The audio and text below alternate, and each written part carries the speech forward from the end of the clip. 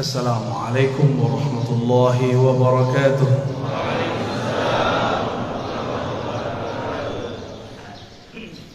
Alhamdulillahilladzi bini'matihi tatimmu shalihat. Walhamdulillahi 'adada ma khalaqa fis sama'. Walhamdulillahi 'adada ma khalaqa fil ard. Walhamdulillahi 'adada ma baina dhalik. Walhamdulillahi 'adada ma huwa khaliq. Asyhadu an la ilaha illallah wa asyhadu anna Muhammadan 'abduhu wa rasuluh. Allahumma salli wa sallim wa barik ala sayyidina Muhammad wa ala alihi wa ashabihi wa li baitihi wal mahdi khalifatihi wa sallim. Ibu Bupati dan Bapak Wakil yang dimuliakan Allah, betapa senangnya kita umaranya ikut ngaji. Alhamdulillah. Kalau kata pengantar cukup wakil atau sekdanya, tapi kalau ngaji langsung orangnya. Alhamdulillah. Bapak Ketua Pengurus MUI, Ketua Takmir, para ulama dan jamaah yang dimuliakan Allah. Tidak mudah bangun sebelum subuh, ya. Karena tidak mudah jika dipikirkan pakai akal. Karena bangun waktu subuh, sebelum subuh, itu bukan urusan kita, itu urusan Allah. Oleh karena itu, sebelum tidur minta izinlah kepada yang menghidupkan, yang mematikan. Bismikallahumma ahya wa amut, atau amutu wa ahya, sama. Ya Allah, izinkan aku tidur dan hidup kembali. Kalaupun bangun dalam nama Allah, maka kita bangun mengatakan alhamdulillahilladzi ahyana. Terima kasih yang telah mengembalikan hidup kami, ya Allah. Hidup kalau tidak tambah taat dan ma'rifat, percuma hidup. Lebih baik mati. Tapi jika ada ketaatan, ada kemakrifatan dalam hidup, fal hayatu aula, maka hidup lebih baik. Maka ketika ada seseorang mengeluhkan sakitnya dan dia mengatakan, mati sajalah aku, apa kata Nabi? La tas'alul maut, la tatamannawul mauta. Jangan pernah berangan-angan pengen mati. Sakit badanku, iya sakit, tapi jangan pernah minta mati. Karena jika engkau mati, inqata'al amal, engkau tidak dapat lagi beramal. Ya, engkau tidak dapat lagi beramal. Dan ingat, orang kalau sudah mati, dia harus tetap menyempurnakan ruhaninya. Tapi di alam sana sangat lama dan panjang sekali. Maka mumpung masih di dunia, jauh pun kita kejar, susah pun kita cari. Yang penting mengenal Allah dapat dicapai di bumi, supaya jadi bekal masuk ke alam yang lain. Bapak Ibu yang melekat Allah, kalau pernah keluar negeri atau keluar kota, kalau kita tamu dari yang punya kota, kita disambut. Tidak perlu diperiksa, benar nggak? Cukup ditandai, oh si anu orangnya. Tapi kalau kita tidak kenal dengan yang punya kota, maka kita diperiksa. Alam ini dicipta karena Allah cinta kepada baginda Rasul Sallallahu Alaihi Wasallam. Jika seseorang kenal Allah, kenal Rasulullah, maka dia masuk ke alam ini hormat kepadanya. Dia masuk ke alam barzakh, yang jaga alam barzakh pun respect kepadanya. Jika dia masuk padang mahsyar, maka yang di padang mahsyar pun melindunginya. Kita mau datang ke satu tempat, kenal penguasanya, dijaga tidak? Dijaga. Yang jadi raja, pemimpin di alam semesta, itulah baginda Rasul Sallallahu Alaihi Wasallam. Beliau bergelar Sayyidul Alamin, penghulu alam semesta. Apabila saya kenal Rasulullah sallallahu alaihi wasallam, maka ketika di alam barzakh Rasulullah lah yang menyambut. Tapi kalau kenalnya baru imam, lumayan. Imam itu nanti yang akan sambut. Kalau kenal Allah, pasti kenal Rasulullah. Tidak ada orang kenal Allah kecuali lewat pintu Rasulullah. Maka ma'rifat mengenal ada dua jalur. Ada ma'rifat Muhammadi, mengenal dengan jalur Nabi Muhammad. Ada ma'rifat Azaziliyah, Iblisiyah. Ada mengenal jalur iblis. Kenal juga, tapi kenal dengan cara yang tidak benar. Allah Subhanahu wa taala mengatakan, "Qul in kuntum tuhibbunallah fattabi'uni." Katakanlah jika engkau betul cinta kepada Allah, maka ikutilah jalanku. Ikutilah aku. Ikuti Rasulullah sallallahu alaihi wasallam. Maka banyaklah kelompok yang mengaku dialah yang paling ikut Rasulullah sallallahu alaihi wasallam. Yang diikut bukan model baju. Yang diikut akhlak yang punya baju. Kalau model baju berubah-ubah per zaman. Ini bajunya kurang sunnah nih sebagiannya. Rasulullah itu suka pakai baju impor. Percaya tak? Baca Sahih Bukhari. Rasulullah selalu pakai baju dari luar negeri. Dari Bahrain. Beliau tinggal di Madinah. Dari Persia, dari Romawi, dari Yaman, dari Mesir, dari Syam. Selalu memakai pakaian dari luar. Ada yang beliau beli, ada yang dibelikan. Tapi lebih banyak dibelikan orang, ya. Karena setiap kali ada orang datang, kasih beliau sallallahu alaihi wasallam hadiah. Bahkan dalam hadis yang sangat masyhur, ada seseorang memberi hadiah kepada Nabi sallallahu alaihi wasallam.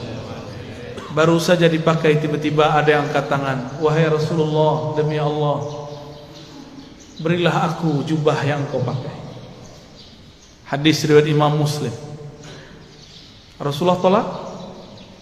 Rasulullah itu Abul Arwah, Abul Alamin, bapaknya alam semesta. Karena beliaulah alam ini Allah cipta. Maka jika ada anak-anaknya minta, tidak mungkin beliau tolak. Bukan saja manusia, semua yang di alam ini meminta pasti beliau terima. Maka beliau mengatakan, "Baik, diamlah sebentar, biar aku pakai dulu, biar senang dulu yang memberi." Kira-kira begitu kalau dia maknai. Nabi mengatakan, "Diam sejenak, aku pakai dulu." Dipakai sebentar, berpindahlah keharuman beliau sebagian kepada jubah itu. Baru beliau memberikan kepada orang ini. Tapi setelah itu ribut. Sahabat-sahabat marah kepada yang meminta. Tapi apa kata yang meminta? "Tahukah kalian untuk apa aku meminta ini? Aku meminta jubah Rasulullah untuk menjadi kain kafanku jika aku masuk kubur." Jadi beliau ingin dapat bau Rasulullah sallallahu alaihi wasallam. Keharuman Nabi tercium sampai ke langit. Beliau baru lahir, disambut oleh semua malaikat. Beliau bagi main-main, diinteli, disorot oleh malaikat-malaikat. Mereka ingin pastikan, inikah orang yang harum itu? Begitulah kata Jabir ibn Samurah, Anas bin Malik, dan sahabat-sahabat yang lain. Tidaklah Nabi melewati satu tempat, melainkan tempat itu ada harum Rasulullah di sana. Ketika Nabi pergi, harumnya masih tersisa. Sallallahu alaihi wasallam. Itulah sebabnya Imam Malik, guru dari imam kita Muhammad bin Idris Asy-Syafi'i, jika beliau masuk kota Madinah, beliau langsung lepaskan sendalnya dan berjalan di bawah, tidak menggunakan kendaraan apapun. Lalu orang-orang bertanya, "Itu raja-raja masih naik kendaraan, kenapa engkau nyeker jalan kaki?" Apa jawaban Imam Malik yang wafat 179 Hijriah? Sudah jauh setelah Rasulullah, tidak bertemu fisik Rasulullah sallallahu alaihi wasallam. Apa kata beliau? Aku malu. Di mana ditaruh wajah Malik? Dia berjalan dengan kakinya yang gagah di atas kendaraannya yang megah, tapi di bawah tanah ada jasad Rasulullah sallallahu alaihi wasallam. Oleh karena itu, Allah muliakan Imam Malik bin Anas dengan memandang Rasulullah setiap kali dia tidur. Ma bittu lailan illa wa ra'aitu an-nabiyya sallallahu alaihi wasallam. Tidaklah aku tidur melainkan aku bermimpi memandang Rasul sallallahu alaihi wasallam. Berdasarkan hadis ini, riwayat-riwayat ini dan kisah Imam Malik, orang-orang semuanya beradab kepada Rasulullah. Satu kali Rasulullah sallallahu alaihi wasallam berganti mimbar. Tadinya bersandar di pohon pelepah atau belahan-belahan pohon kurma. Tiba-tiba ada orang Rum, orang Syam. Mereka baru datang ke Madinah, tapi langsung masuk Islam. Ahli mebel, tahu mebel ya? Dia bisa buat mimbar Rasulullah. Ini termasuk mimbar, ini mimbar namanya. Ini bukan panggung, tapi mimbar cuma kegedean. Ya. Lalu Nabi naiklah ke atas mimbar.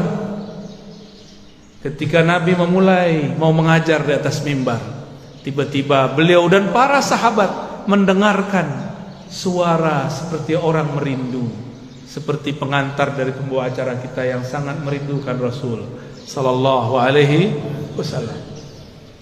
Ternyata suara dilihat tidak ada anak-anak, tidak ada orang-orang, tidak ada siapapun yang menangis.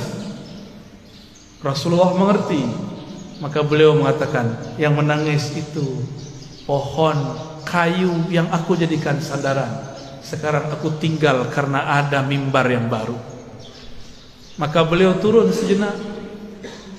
Itu tiang pohon dielus-elus, hanna hanina. Dia sedang merindu kepada Rasulullah, ditinggal oleh Rasulullah. Maka Nabi ajak dia ngobrol. Kamu pilih bersamaku atau masuk surga? Kalau kita ditanya begitu, maunya apa? Masuk surga. Samalah dengan kayu. Kata si kayu, masuk surga wahai Rasulullah. Ya, tinggian dikit daripada onta ya. Kalau onta datang kepada Rasulullah ngaku masalah perut, punggungnya sakit, ngadu kepada Rasul, mengadukan perasaan perut dan punggungnya yang berat. Lain dengan si pohon, dia mengadukan masalah, ingin selalu jadi sandaran Rasul. Nabi kasih kesempatan, bersamaku atau surga? Jawabannya apa? Ya, kalau si pohon jawabnya apa? Kayu bilangnya apa? Surga, karena kayu tidak punya akal. Kalau kayu punya akal, dia akan jawab, bersama engkau wahai Rasulullah. Ya, jadi yang berhati kayu minta surga deh ya. Berarti di dalam kayu ada ruh yang merindu. Tidak mungkin kayu bisa nangis jika tidak ada ruh di dalamnya. Maka di sini ada ruh. Ada ruh. Di alam semesta ada ruh. Kalau bahasa kawan-kawan ilmu pengetahuan, ada energi. Di alam semesta ini bertebaran energi-energi yang aktif, elektromagnetik kata orang, dan itu tarik menarik. Apa yang membuat dia paling tertarik?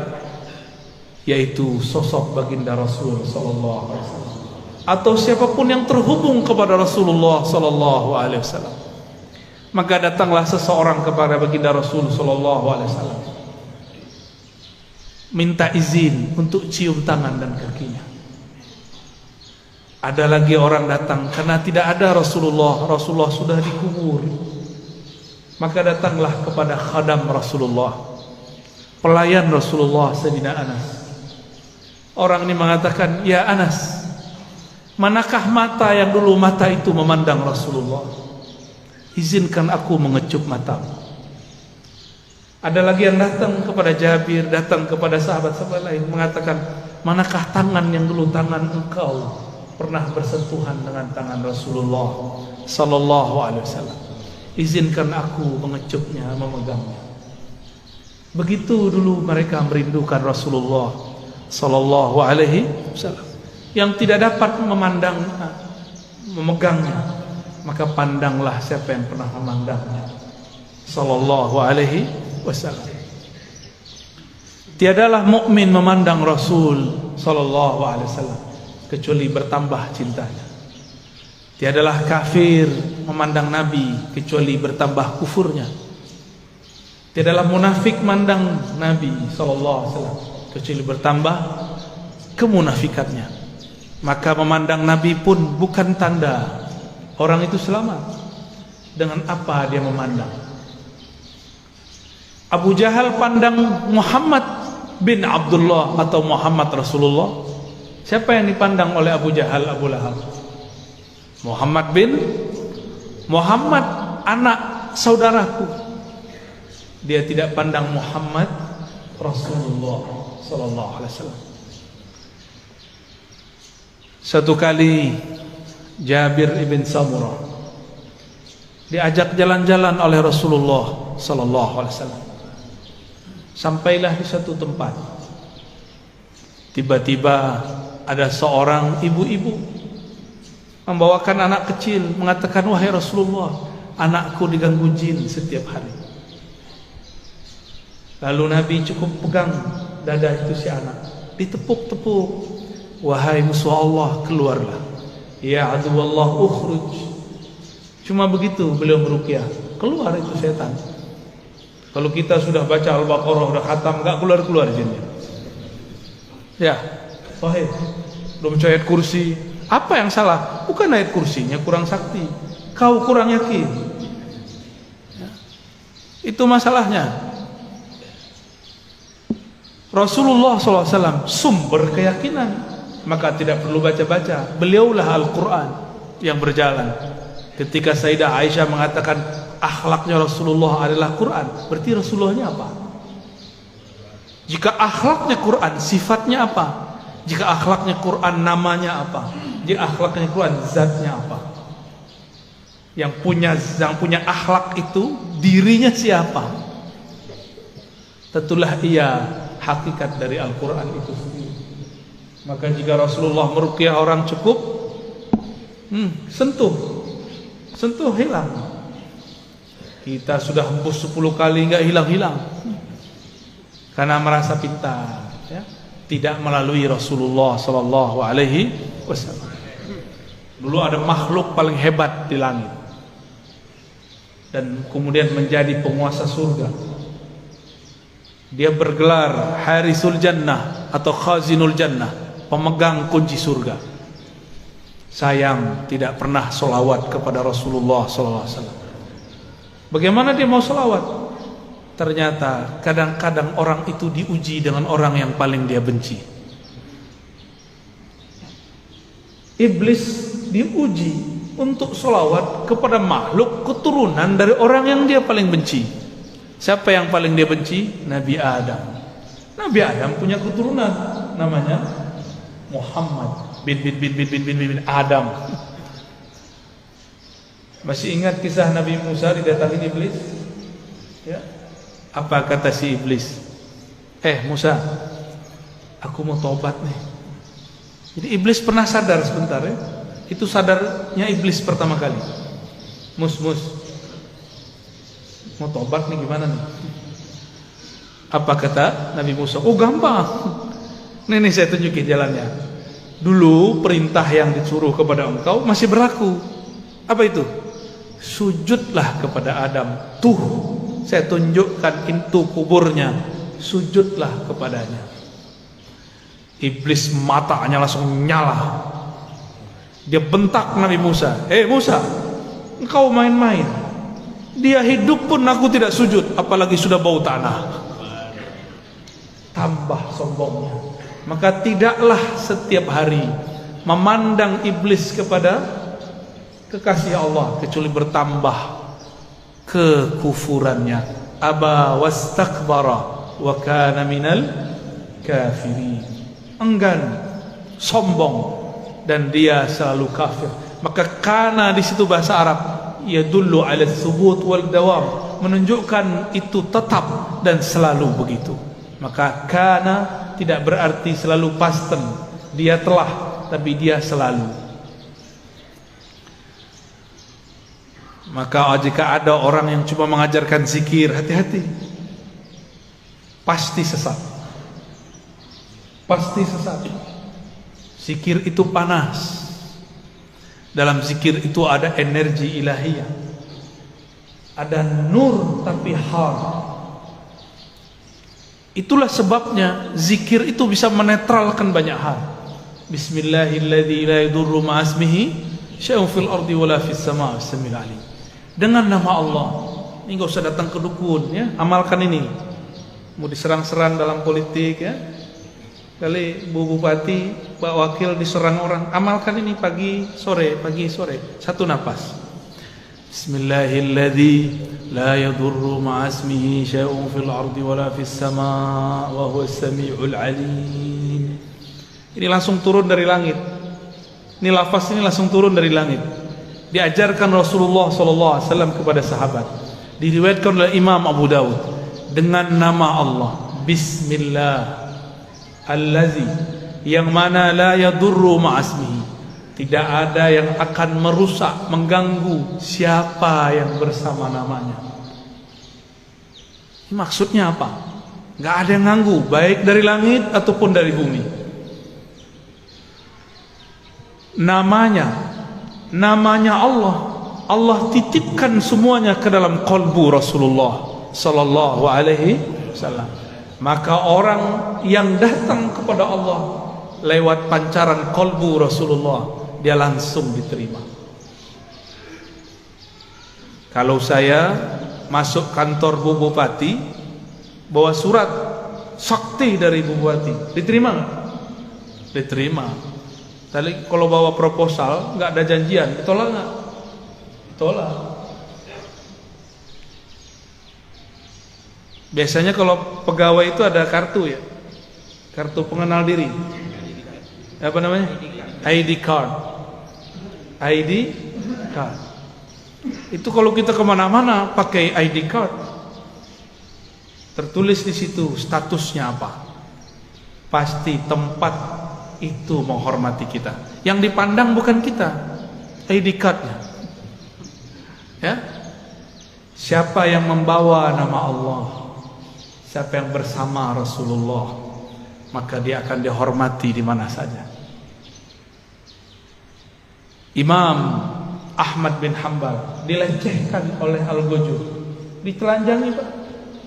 Itu Imam Ahmad bicara kepada sarungnya, wahai sarungku, tutuplah auratku. Takutlah kepada Allah, engkau mempermalukan aku.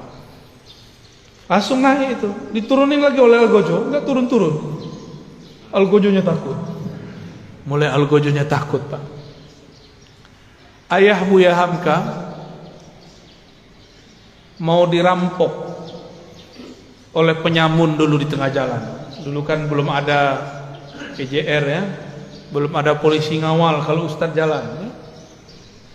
Dulu ayah dari Buya Hamka namanya Syekh Abdul Karim Amrullah mau dirampok, mau dibunuh oleh penyamun. Terus beliau bilang, tunggu sebentar, saya baca surat Yasin dulu. Yasin. Yasin itu nama siapa? Nama Rasulullah SAW. Terus ada teknik membacanya. Selesai baca Yasin, itu orang sudah sujud-sujud. Maafkan saya lah, bingung beliau. Ternyata ini orang melihat sesuatu ketika Syekh Abdul Karim membaca surat Yasin. Bisa begitu Pak, tapi kalau Bapak yang baca nggak ada yang aneh. Baik. Rasulullah sallallahu alaihi wasallam dielu-elukan namanya baik di langit ataupun di bumi. Coba lihat, Sayyidina Jibril bolak-balik naik langit. Tapi setiap kali sampai di langit pertama selalu ditanya, "Man anta?" Ente siapa? Itu Jibril. Jibril langsung bilang, saya orang yang bawa risalah Nabi Muhammad. Buka langsung, sebut nama Nabi, buka langsung. Jadi pembuka pintu langit nama Nabi Muhammad sallallahu alaihi wasallam.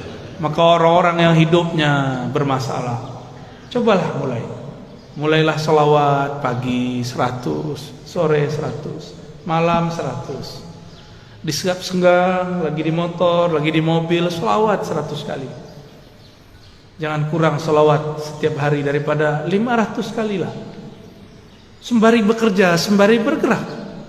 Apa susahnya? Kenapa bersosial media tidak susah? Tapi bersosial media dengan Rasulullah susah. Kenapa kita mau jemput rezeki? Pada rezeki itu ada berkah Nabi sallallahu alaihi wasallam.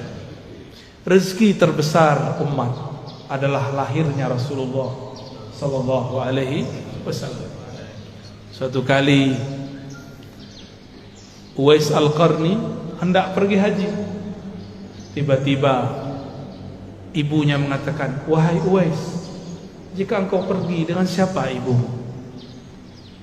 Kata Uwais, "Baiklah ibunda, tapi tunggu sebentar, aku berikan semua perbekalanku kepada temanku yang sedang merindukan Rasulullah. Tapi dia tidak punya bekal, orang tuanya sudah tidak ada."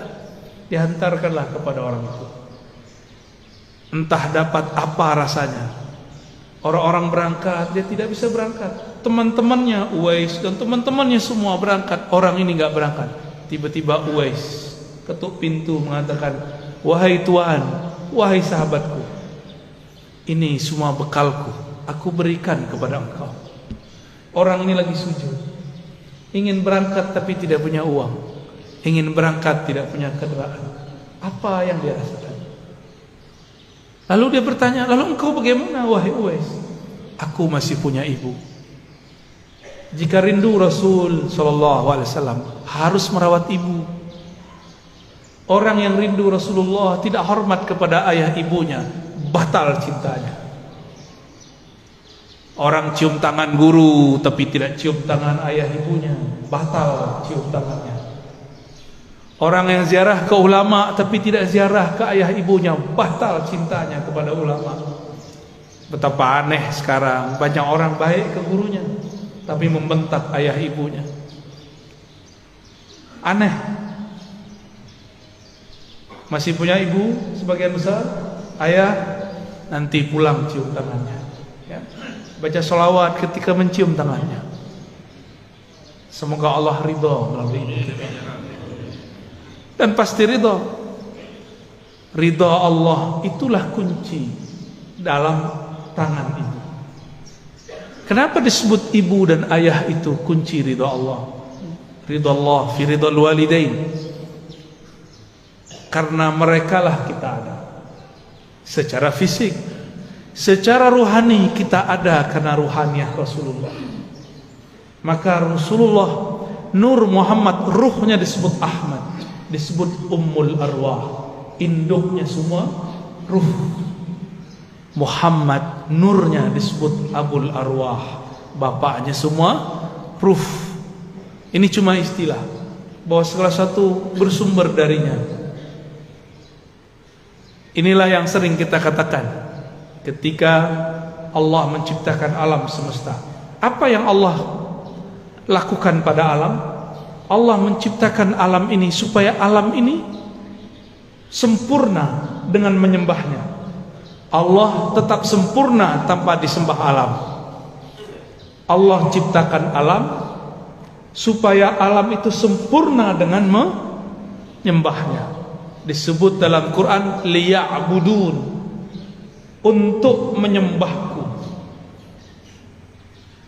Siapakah yang paling sempurna menyembah Allah? Rasulullah SAW.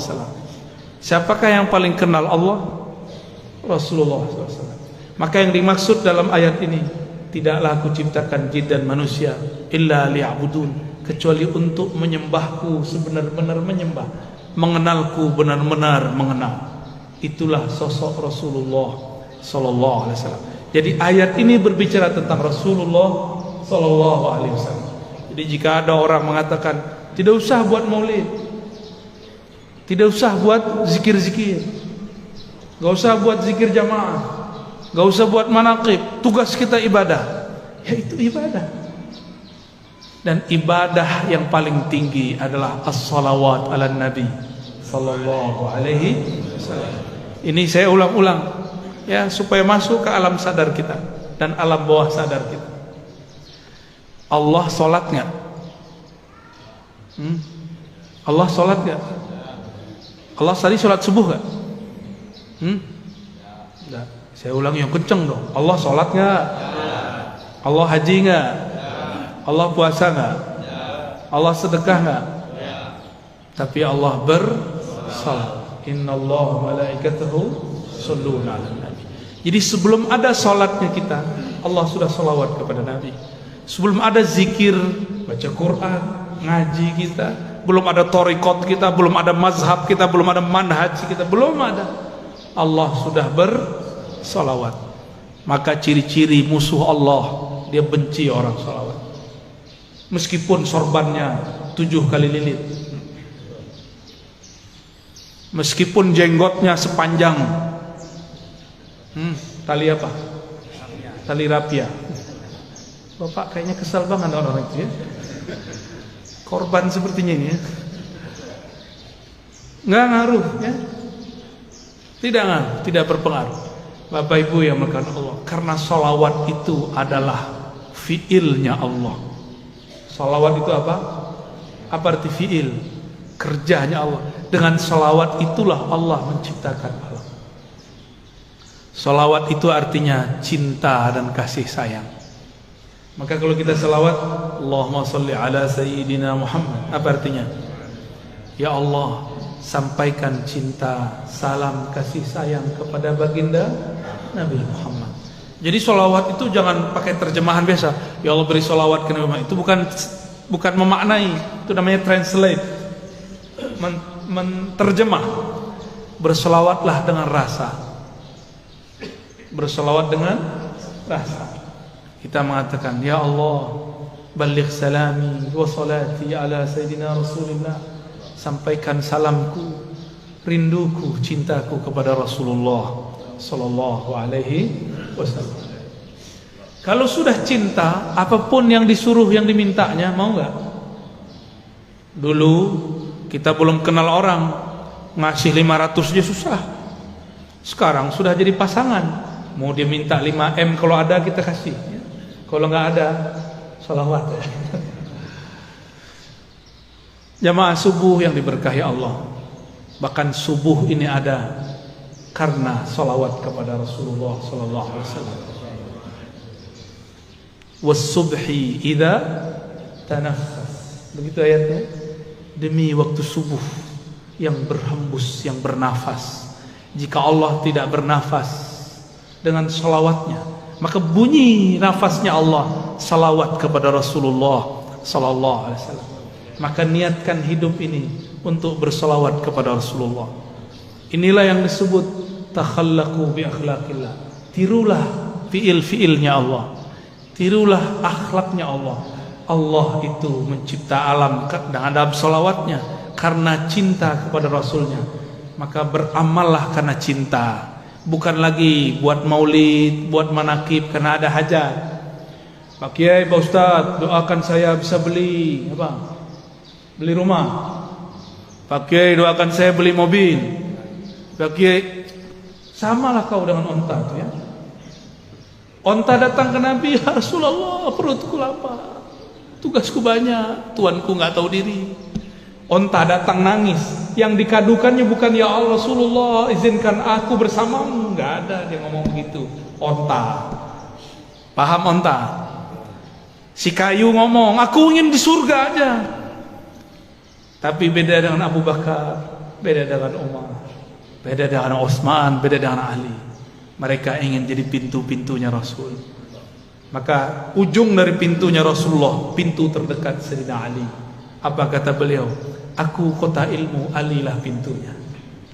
Maka tiada satu mazhab, satu manhaj, satu aliran, satu pemikiran yang sahih kecuali sanadnya bersambung kepada Sayyidina Ali. Tapi syaitan tidak tinggal diam. Dia buatlah, dia campur adukkanlah cinta kepada Ali dengan benci kepada sahabat, namanya kelompok Rafidhah, kelompok yang membenci sahabat Rasul sallallahu alaihi wasallam. Ya, kita cinta Sayyidina Ali, cinta juga sahabat Rasul. Ini perbedaan kita dengan Syiah Rafidhah. Mari berguru kepada orang bersanad, nanti bersambung kepada Sayyidina Ali. Lebih kurang itu pengantar rindu yang dapat saya sampaikan. Ya, di sela-sela rihlah. Rihlah artinya perjalanan. Dulu Rasulullah buat rihlah. Insyaallah kalau lain kesempatan kita teruskan. Ada tanya jawab? Baik, tafadhal.